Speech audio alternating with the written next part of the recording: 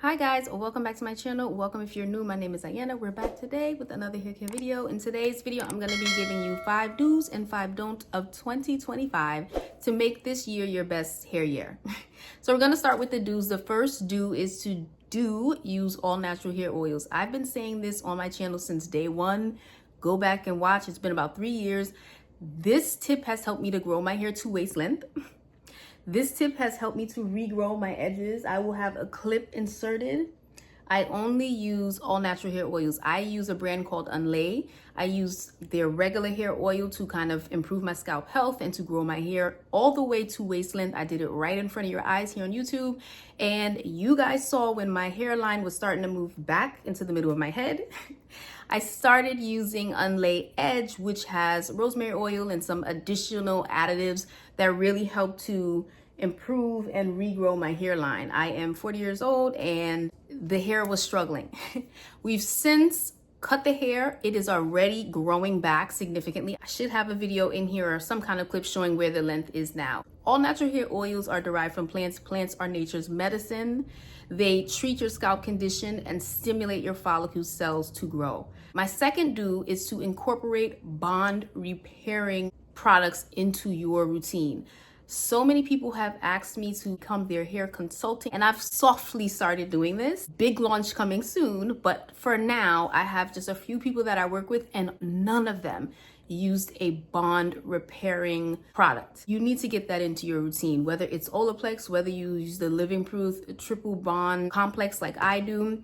You need something that is repairing the hair on a molecular level. So this is not like a protein treatment, which is kind of filling in the shaft of the hair. This is a bond repairing, bond rebuilding product. My third do is to extend the time in between your washes.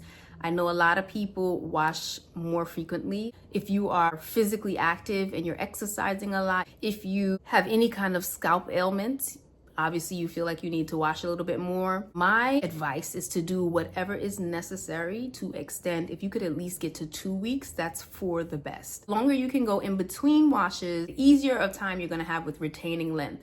Washing is heavy manipulation.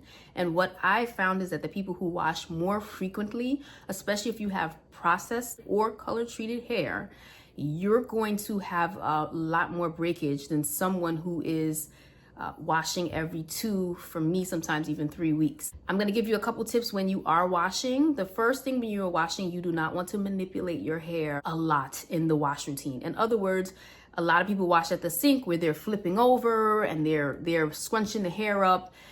Don't do that. Try to keep the strands of the hair from moving as much as possible.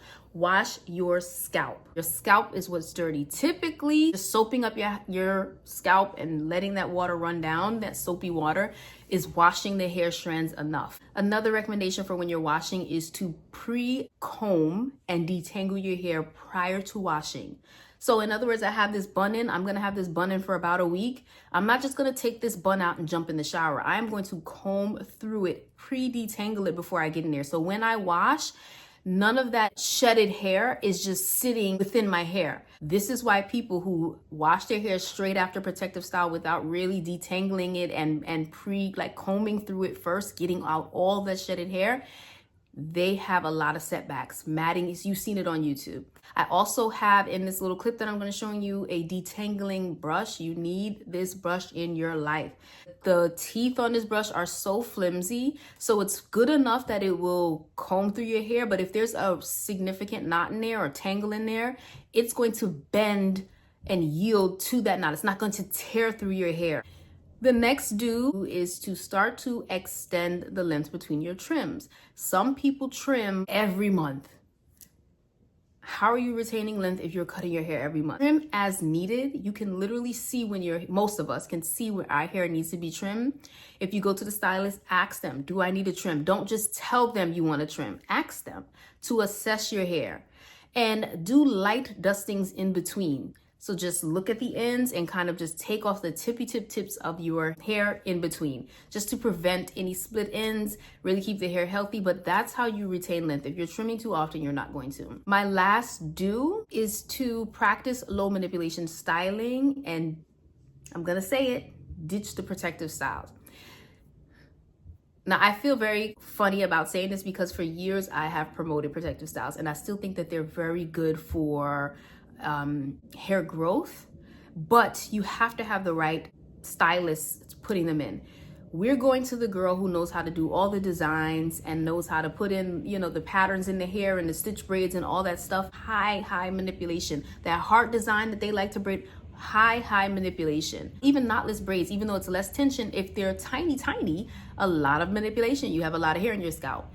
The best things to do are like jumbo braids, jumbo knotless braids, low tension, less manipulation. I recommend practice periods of low manipulation, which is just a bun, or doing thicker straight backs, or just anything where you're leaving your hair alone for days at a time and the ends are protected. Okay, now we're gonna get into the don'ts. The don'ts are, do not use heat every day. A lot of you guys are literally curling your hair every day, every other day. You're going to work, you're bumping the ends every day. Heat. Heat is damaging. I use heat in my hair once a month. I've literally, on this channel, you can go back and look. When I started and when I reached waist length, I literally grew my hair right before your eyes using heat in my hair once a month. You need to use a heat protectant when you're using heat in your hair. And if you want to grow it and not have breakage, you need to limit heat. You have to find a way to be able to manage your natural texture or your relaxed hair without curling it, bumping it, flat ironing it. You're just not going to retain the length that you want to. The next don't is to don't skip your scalp massage. I literally, when I was growing back my edges, I did scalp massage on my front around my hairline every single day, sometimes 2 times a day. I do not play with the scalp massage. It does not have to be all day. It could be 60 seconds, it could be 5 minutes. That's the max for me. And I literally do it while I'm watching TV, while I'm doing something to distract me from the time. Do not skip your scalp massage because you are literally increasing the blood flow to that area.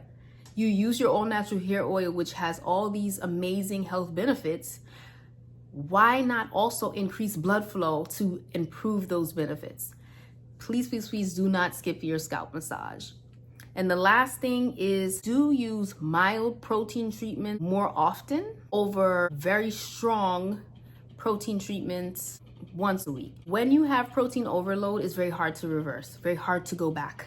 Mild protein treatments tend to be very mild. They may take a longer time to see the benefits, but I rather see benefits in 30 days and not have damage, very dry, excessive, brittle hair that is very difficult to reverse, versus use it once, have decent benefits, and then maybe use it the second time and now I've gone too far. If you ever had protein overload, it is not something that you want. It is worse than any type of damage, weakened heat damage. It's the worst hair condition, in my opinion, that you can have. And I see people using very strong protein treatments because they think their hair is breaking and I need to throw all these protein in it. And it could be 1,000 different reasons for that breakage. And protein is not necessarily the only treatment. Go to a good stylist, have them look at your hair, assess the health of your hair, and tell you what they think you should do. And I always go with bond treatments and a mild protein, the Living Proof Repair and Restore Leave-In, versus strong protein any day. Okay, so those are my tips for 2025. Comment any questions below. I have a vlog coming out where you'll see my full kind of wash routine, the products that I use. Everything that I mentioned is listed in the description box below the video. Hope you enjoyed the video, and I'll see you next time in the next one.